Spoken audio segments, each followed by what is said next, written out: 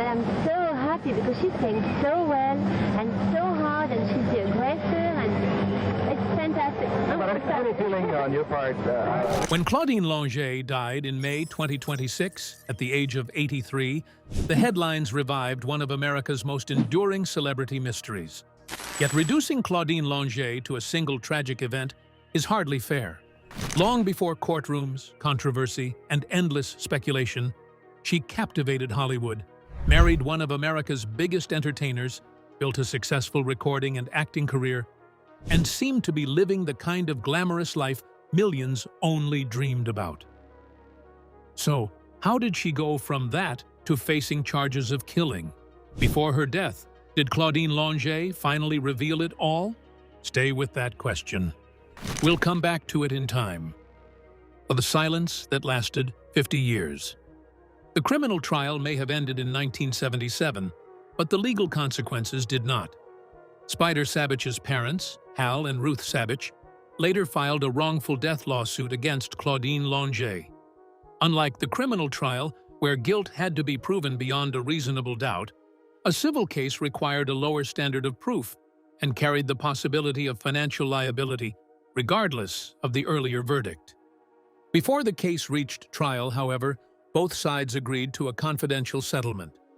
Although the financial terms were never publicly disclosed, multiple contemporary reports stated that one condition of the agreement barred Longet from publicly discussing the shooting or profiting from her version of events. From that point forward, the woman at the center of one of America's most infamous celebrity cases would almost never speak publicly about it again. That silence marked a dramatic break from the life Claudine Longet had once known. During the 1960s, Claudine Longet had become almost impossible to avoid. Millions of Americans welcomed her into their living rooms each week on The Andy Williams Show, one of the decade's highest-rated television variety programs. With her distinctive French accent, understated charm, and breathy vocal style, she cultivated an image that stood apart from the era's powerhouse singers. Between the mid-1960s and the early 1970s, she recorded numerous albums for A&M Records, founded by Herb Alpert and Jerry Moss, several of which reached the Billboard album charts. Songs such as Love is Blue, God Only Knows, Small Talk, and Nothing to Lose became closely associated with her, while her recordings helped introduce American audiences to a softer blend of bossa nova, easy listening, and contemporary pop. Critics sometimes questioned the technical strength of her voice, but many praised the intimacy and vulnerability she brought to her performances. Her success extended well beyond music. Longet became a familiar face on network television through guest appearances on programs hosted by entertainers such as Dean Martin, Perry Como, and Carol Burnett, while Hollywood soon followed. She appeared in films including Blake Edwards' 1968 comedy The Party, sharing the screen with Peter Sellers in what remains her best-known acting role. She also appeared in television dramas and specials at a time when her marriage to Andy Williams made the couple one of American entertainment's most glamorous families. Fan magazines eagerly chronicled their holidays, their Beverly Hills home, their 3 children, and the seemingly effortless elegance of their public life. To audiences of the era, Claudine Longet represented sophistication, romance, and international glamour. After the Sabich case, that visibility disappeared with startling speed. Unlike many public figures who eventually attempt a comeback after scandal, Longet made virtually no effort to reclaim her place in the entertainment industry. There were no reunion specials, farewell concerts, magazine exclusives, or tell-all memoirs promising to reveal the truth. She stopped recording music, accepted no significant acting roles, and rarely appeared before cameras again. Apart from occasional photographs taken in Aspen or brief mentions in newspaper reports, the woman who had once been a fixture of American popular culture simply faded from public view. Not long after the settlement, she married Ronald Austin, one of the attorneys who had defended her during the trial. The marriage attracted immediate attention because Austin had stood beside her throughout one of the most scrutinized legal proceedings of the decade. While critics questioned the timing, There has never been credible evidence suggesting that their relationship began improperly during the trial itself. The couple settled into a quiet life together in Aspen, deliberately avoiding the celebrity world. Her retreat from public life was remarkably complete.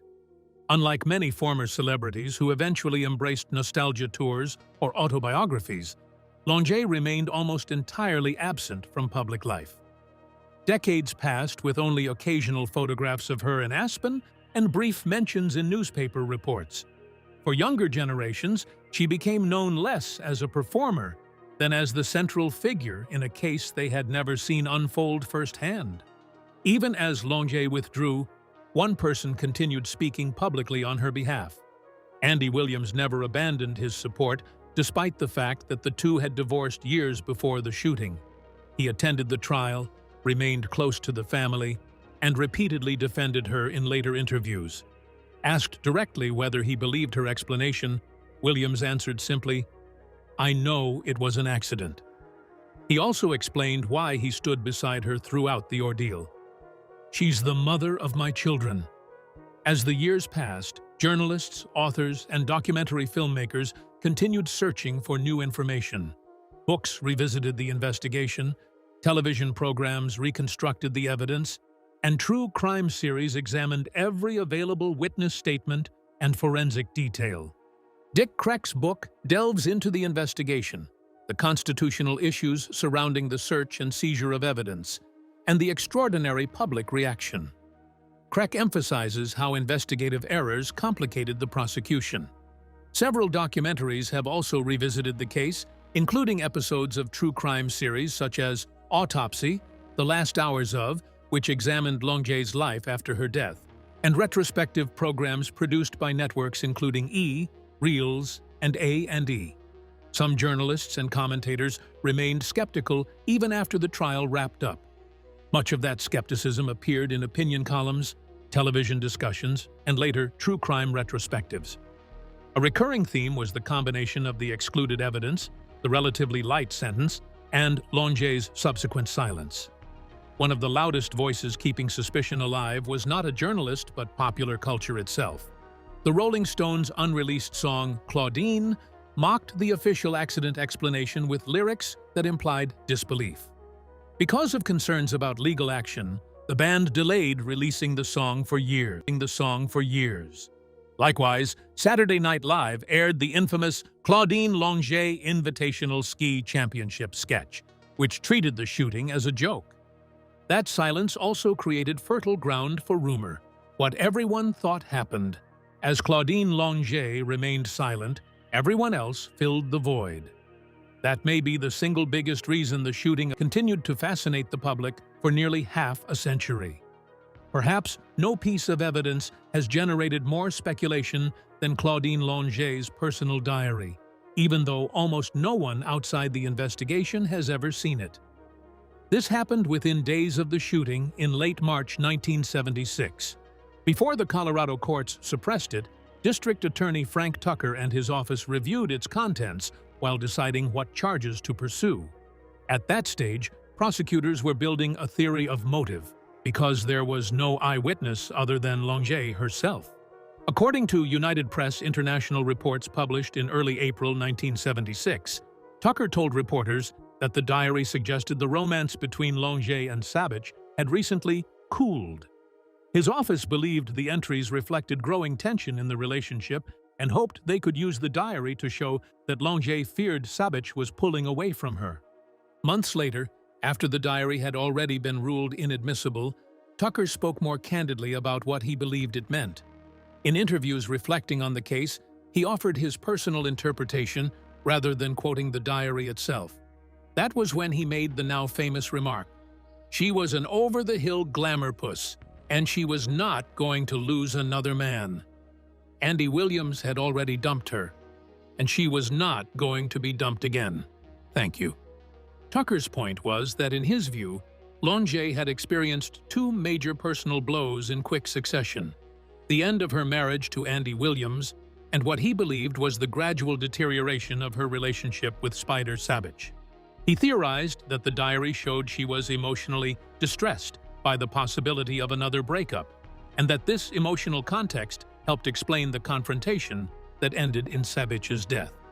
What is crucial to remember, however, is that this was Tucker's interpretation, not a quotation from the diary. The public knows only what Tucker said he believed the diary showed.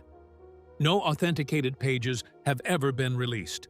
No verbatim entries have been published, and no independent historian has been able to verify whether Tucker's characterization fully reflected what Longet actually wrote.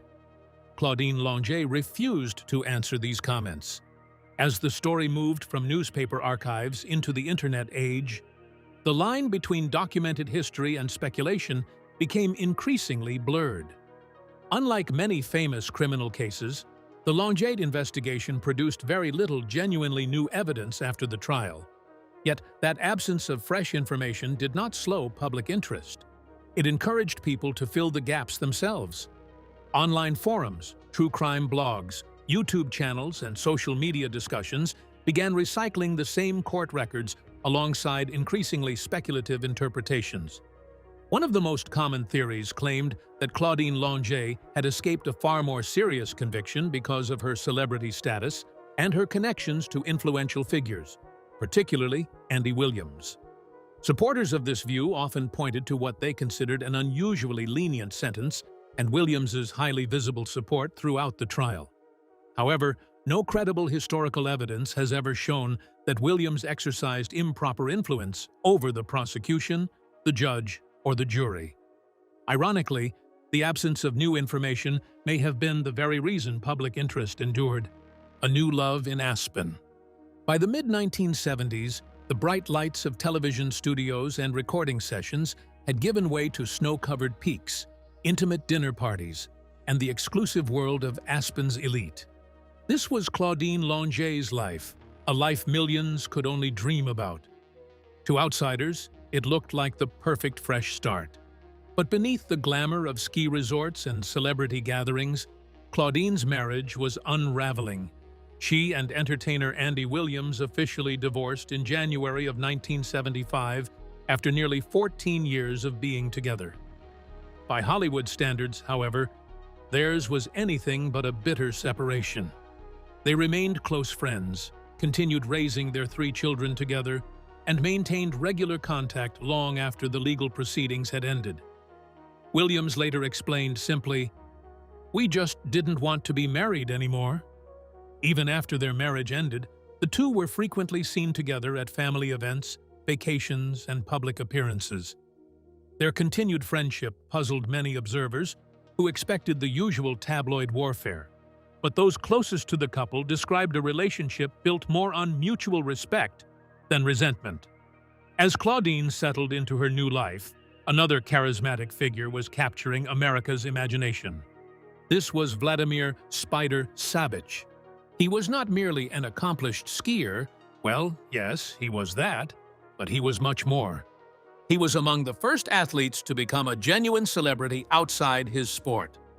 Born in California to Croatian immigrant parents, Sabich had risen through competitive skiing with remarkable speed, winning national championships and representing the United States on the international stage. His fearless style, movie star looks, and magnetic personality made him a favorite of sponsors and television producers alike.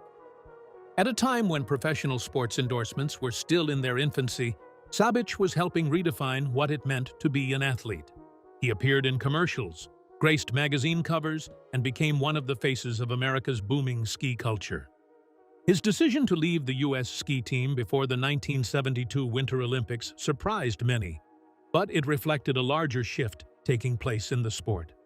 Rather than pursuing amateur competition alone, Sabich embraced the rapidly expanding professional skiing circuit, where prize money, sponsorships, and television exposure offered opportunities that Olympic competition could not. The gamble paid off. He became one of the highest-profile figures in professional skiing, earning substantial income while building friendships with actors, musicians, business leaders, and fellow athletes. By the time Claudine entered his life, Spider Sabich was already living the life of the stars. It was in Aspen, Colorado, the first time they locked eyes. The town itself was undergoing a remarkable transformation. Once a quiet mining community, Aspen had evolved into one of America's most fashionable destinations. Wealthy entrepreneurs, Hollywood stars, musicians, and European aristocrats mingled with Olympic skiers on its slopes and in its restaurants. Celebrities such as Jack Nicholson, Goldie Hawn, and John Denver were among the familiar faces drawn to the town's unique combination of luxury and rugged mountain scenery. Unlike Los Angeles, Aspen offered privacy without isolation.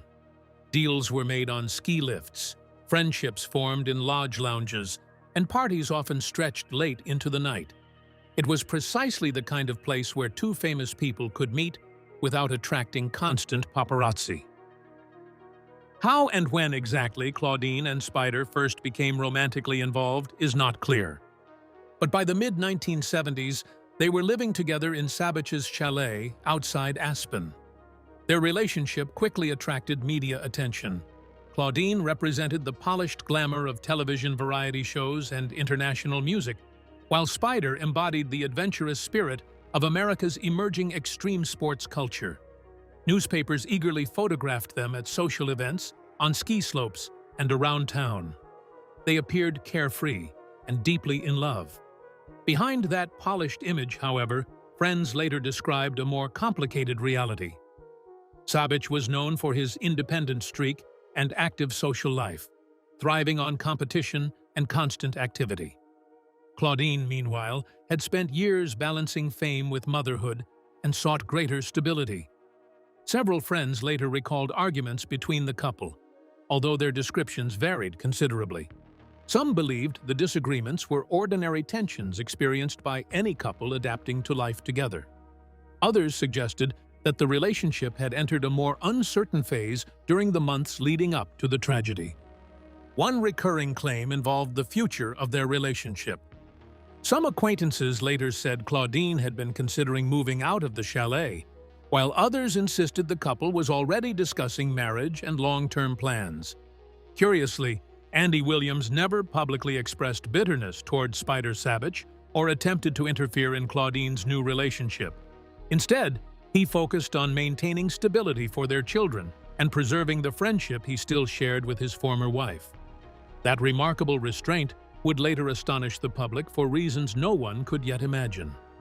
At the time, however, it simply reinforced the perception that everyone involved had successfully moved on with their lives. Yet, as winter settled over Aspen and the glamorous parties continued, subtle cracks were beginning to appear beneath the surface. To the outside world, Claudine Longet and Spider Sabich looked like they had everything. Inside the chalet overlooking the Colorado mountains, the reality may have been far more fragile. Before long, things would erupt into headlines that neither of them could ever escape. The day everything changed. On the afternoon of March 21, 1976, a single gunshot shattered the quiet of Aspen. The sound had come from inside the chalet of Spider Sabich. Within hours, the incident had become the focus of one of the most closely watched celebrity investigations of the decade. The relentless media attention would shift from glamorous photographs to police reports, forensic evidence, and courtroom testimony.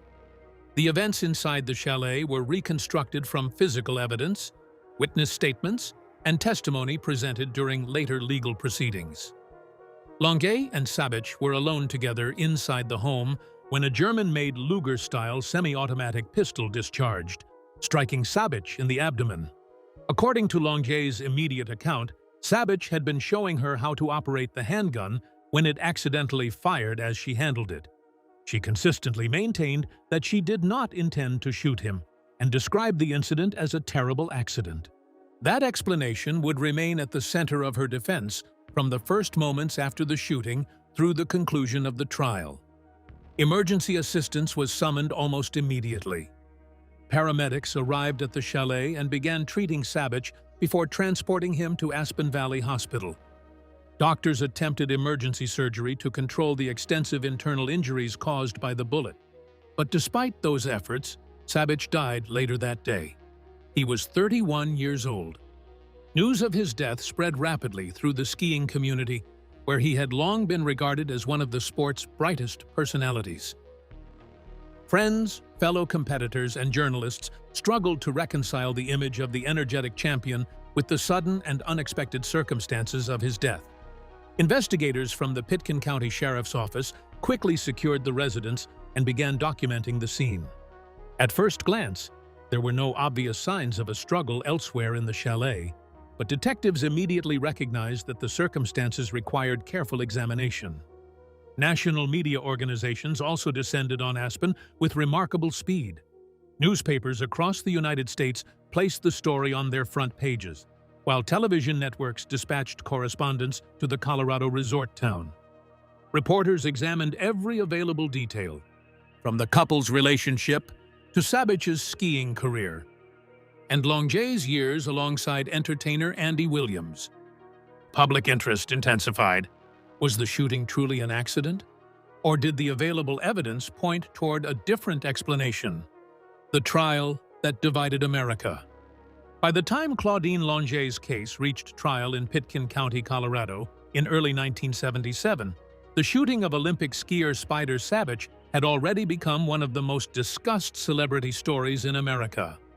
Newspapers had followed every development for nearly a year, and public opinion was deeply divided before a single witness took the stand. The trial would test the competing narratives under oath, but it would also expose investigative mistakes that dramatically altered the course of the prosecution. Prosecutors charged Longet with criminally negligent homicide, a lesser offense than killing, but one that still required the state to prove that her conduct had been reckless enough to cause Sabich's death. From the beginning, the case presented unusual challenges. There had been only 2 people inside the chalet when the pistol discharged, and one of them was no longer alive to testify. Jurors would thus have to evaluate physical evidence, expert testimony, and Longet's own account to determine whether the shooting resulted from criminal negligence or an unforeseeable accident. When Claudine Longet took the witness stand, she offered the jury the same basic explanation she had given investigators from the outset. She testified that Spider Sabich had been showing her how to use the German-made Luger-style pistol, and that she believed she was handling it safely when it suddenly discharged. According to her testimony, she did not realize the weapon was in a firing position and never intended to pull the trigger. She described the shooting as a horrifying accident that happened in mere seconds. Throughout her testimony, she maintained that she loved Sabich and had no reason to harm him. The prosecution urged jurors to focus less on emotion. One of the most closely debated issues was the bullet's trajectory. Medical testimony established that the bullet entered Sabich's abdomen, traveled upward through his body, passed through several vital organs, and ultimately lodged near his back.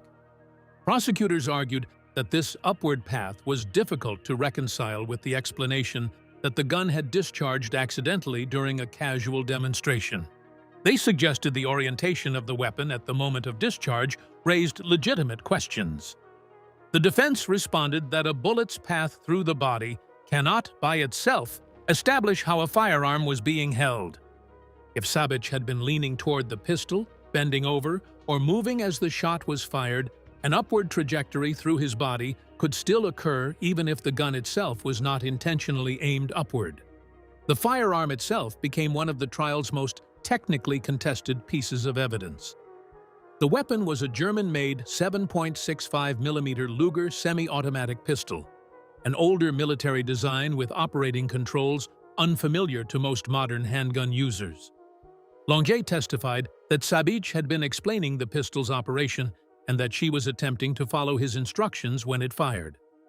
Defense firearms experts demonstrated the pistol before the jury, arguing that its relatively light trigger pull and manual controls required familiarity, and that an inexperienced person manipulating the safety or attempting to understand the mechanism could unintentionally discharge it.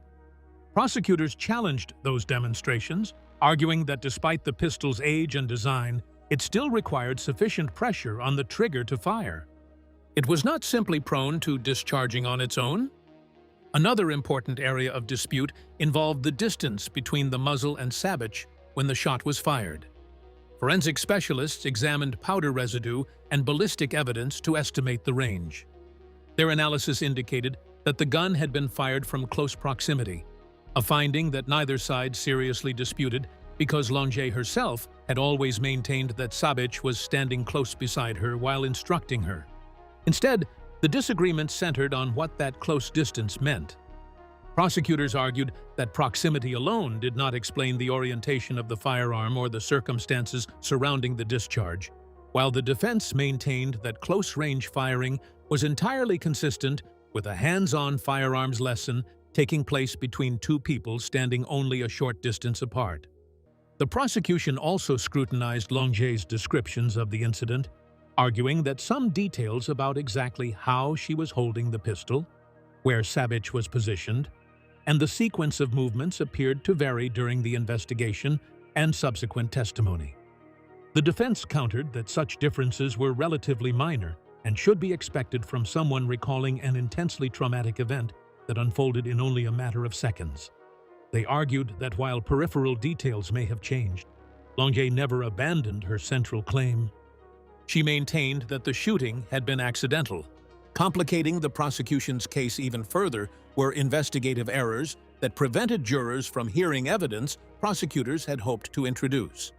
Shortly after the shooting, investigators obtained a blood sample from Longet and seized her personal diary without first securing the warrants required under the Fourth Amendment. Before trial, the judge ruled that both had been obtained in violation of constitutional protections and therefore could not be presented to the jury. Another striking feature of the proceedings unfolded not in the witness box, but in the courtroom gallery. Day after day, entertainer Andy Williams appeared beside his former wife, despite the fact that they had divorced 2 years earlier. His presence surprised many observers who expected bitterness rather than loyalty.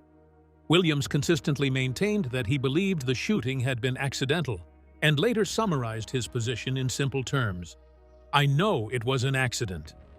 He also explained why he continued supporting Longet, saying, "She's the mother of my children." After hearing weeks of testimony, the jury found Claudine Longet guilty of criminally negligent homicide rather than a more serious offense. She received a fine and a brief jail term that was structured to be served on weekends, allowing her to continue caring for her children during the week.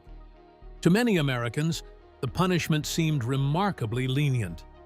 Although the criminal proceedings had reached their conclusion, the larger debate was only beginning. The words she actually left behind.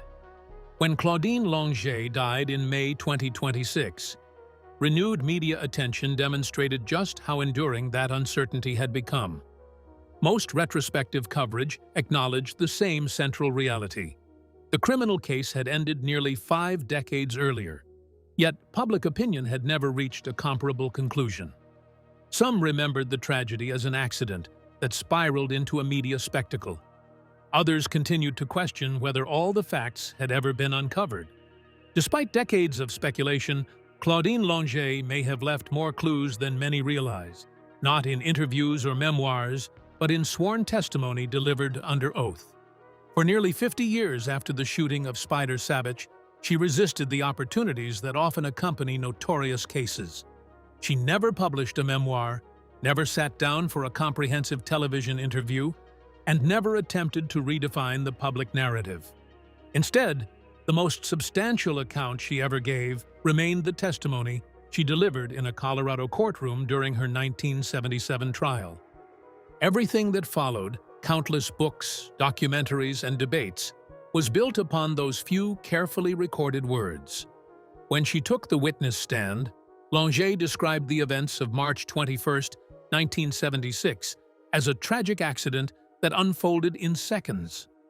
According to her testimony, Spider Sabic had been showing her how to handle a German-made Luger-style pistol inside his Aspen chalet.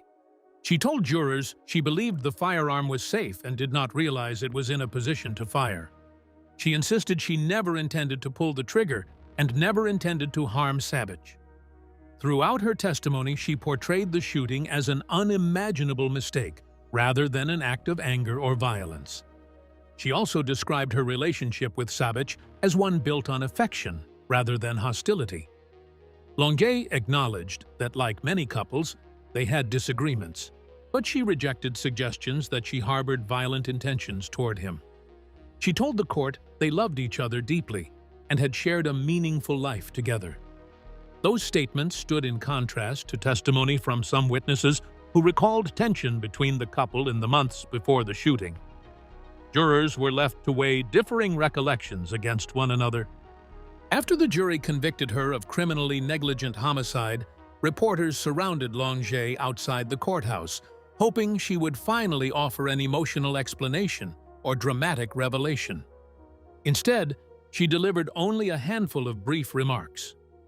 "There is not really much to say," she told the waiting press. She added that she had too much respect for living things before concluding with perhaps her most quoted statement, "I'm not guilty." Those few sentences effectively marked the end of her public discussion of the shooting. If Longet chose silence, Andy Williams did not. Although he and Longet had divorced before the shooting, he remained one of her most steadfast public supporters. During the trial, he attended proceedings almost every day, sitting quietly in the courtroom beside the woman who had once been his wife. His loyalty puzzled many observers, particularly because celebrity divorces were often accompanied by public recriminations. Williams explained his position with remarkable simplicity. "I know it was an accident," he said years later. Asked why he continued standing beside her, his answer was equally direct. "She's the mother of my children." The years that followed produced surprisingly little additional testimony from those closest to the tragedy. Ronald Austin, the attorney Longet later married, largely avoided discussing the case publicly. Friends who occasionally spoke to reporters offered personal memories rather than new factual revelations. Journalists repeatedly searched for hidden interviews, private confessions, or unpublished manuscripts that might shed fresh light on the shooting, but none ever emerged. When Claudine Longet died in May 2026, at the age of 83, her family issued a statement that reflected the approach she had maintained for nearly half a century. Rather than reopening old controversies, they remembered her as a loving mother, grandmother, and someone who embraced life with warmth and humor. They chose not to revisit the shooting or respond to decades of speculation surrounding it. That decision echoed Longet's own lifelong refusal to engage publicly with the case. Perhaps this was the biggest revelation of all. No amount of explanations would convince skeptics otherwise. Well, that's it for now. Thanks for watching. Did you like this video? If you did, please consider liking, dropping a comment, and hitting the subscribe button so that you don't miss out on our new uploads. Also, don't miss this video you see on your screen right now. It's truly unbelievable.